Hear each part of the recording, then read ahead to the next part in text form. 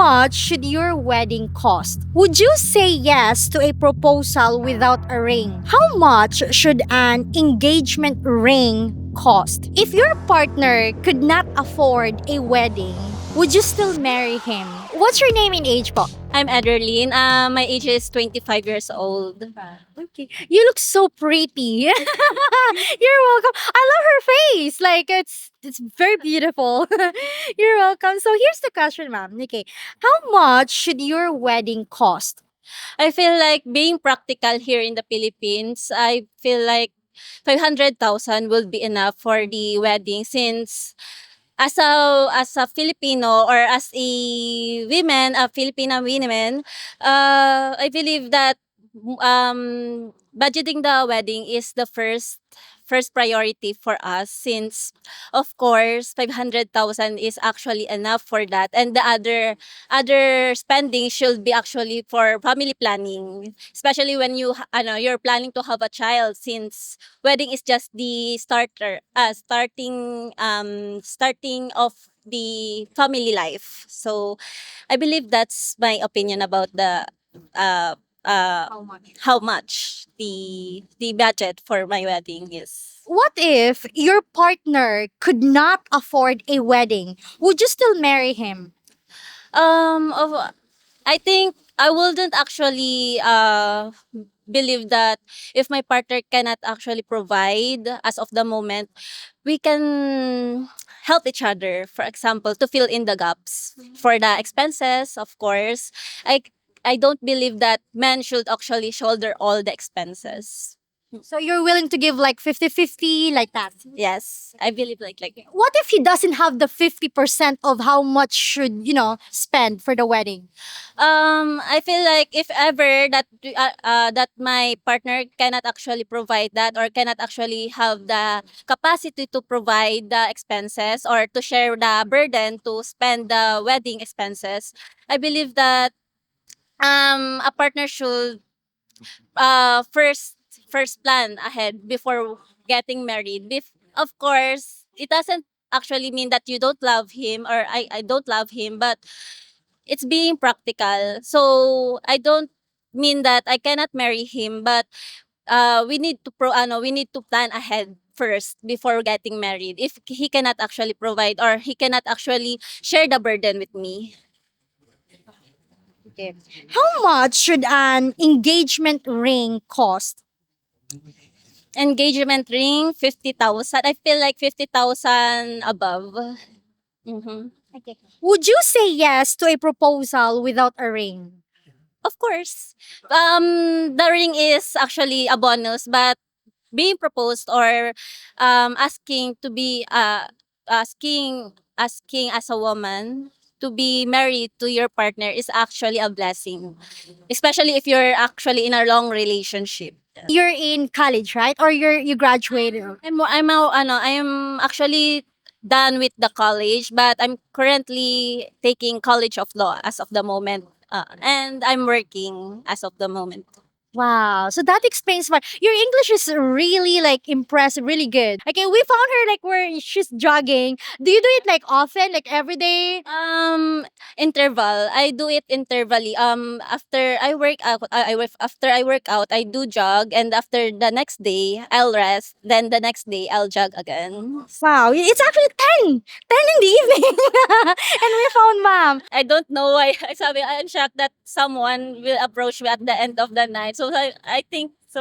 How am I being interviewed right now?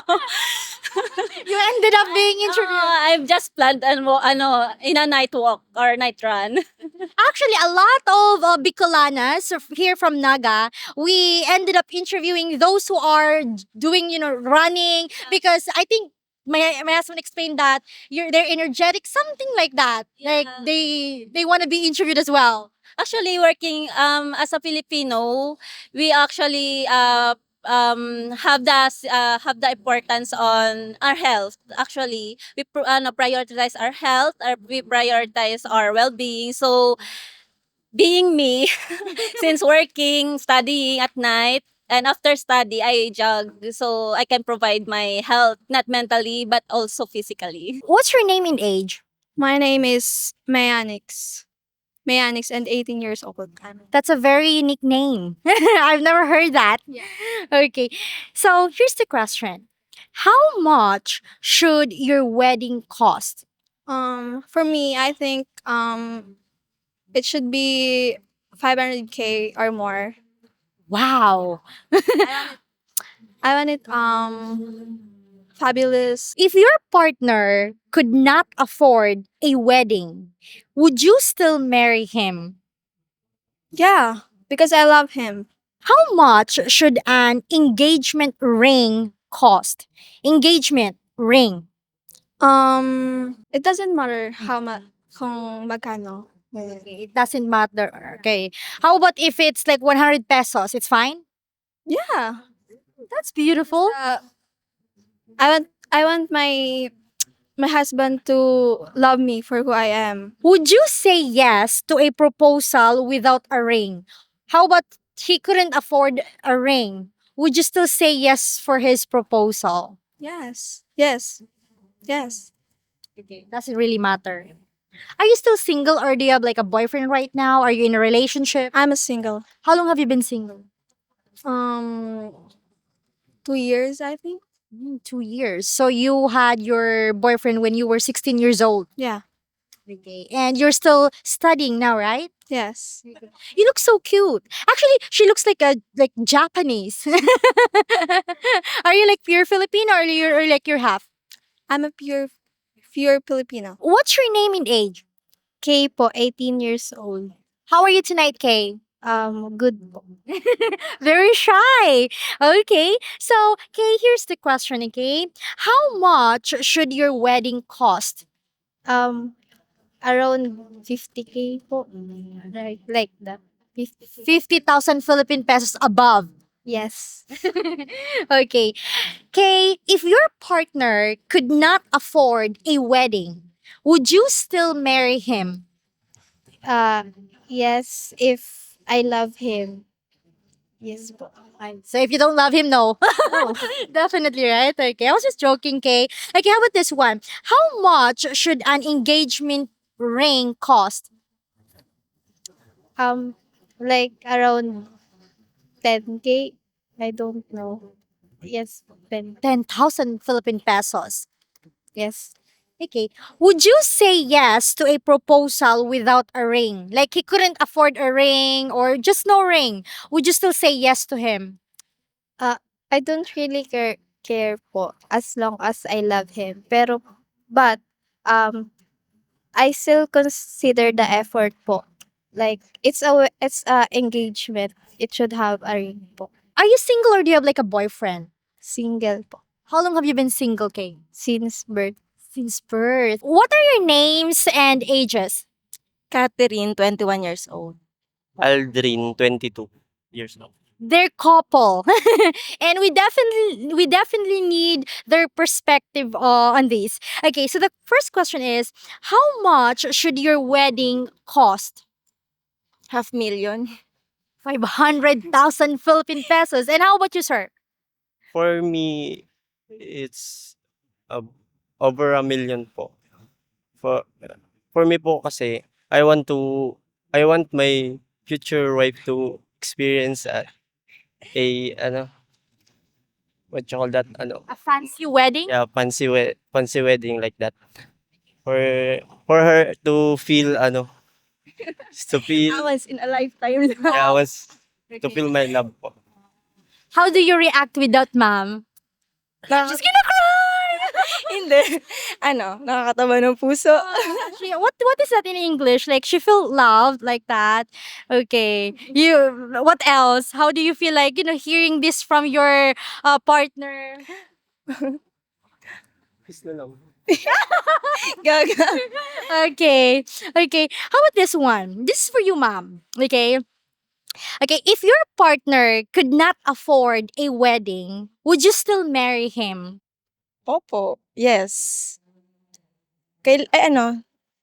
Mapag-iipunan naman po yun eh. She said yes, of course, and they could save for it. Yes. Okay, that's very good.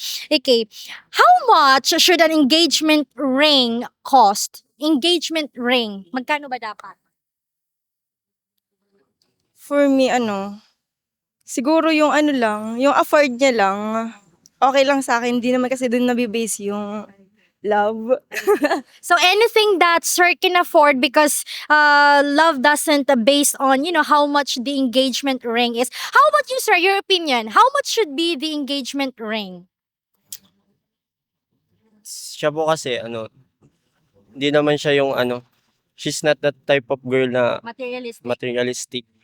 Siya want po, yung mga simple lang, ganyan. Kaya sa kanya ako. Okay, so it doesn't matter how much. Okay, so what sir said is, mom is not a materialistic woman. She doesn't really need like those kind of.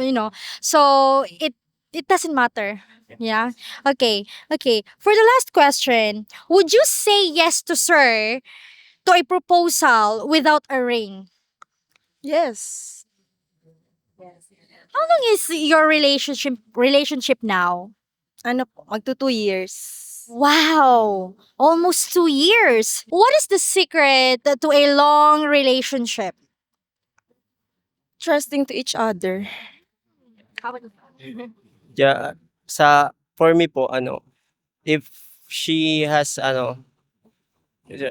she has many flaws, I will accept that po. But for her, then trying hard ako with English. Why is that, sir? It's because you love her. Pag may nagawa po siyang problema, ganyan, intindihin ko na lang po para para hindi kami Maghiwalay. Yeah. Okay, so if mom did something like, like a problem, sir said that he will just understand it. So they wouldn't, split, they wouldn't have a problem like that. That's beautiful. How did you two meet? Work. Dito lang po sa Naga. Okay, you're still working like both of you, right? Oh no! Wow! What, retired? Oh, Nagpupunta lang po ako dito. Taga-Bao pa ako. oh, you're from Baao, so you're not from Naga. You're not working, right? No. Okay, how about you, sir? I'm currently working po at dyan po sa sa Uma Hotel. Uma Hotel. And at the same time po, naman po ako, nagsuschooling, nagkaklase. Din po. Oh, a working student. Okay, for the future. That's very nice. Well, anyway, thank you so much, Mom and Sir. We really appreciate your time. Thank you.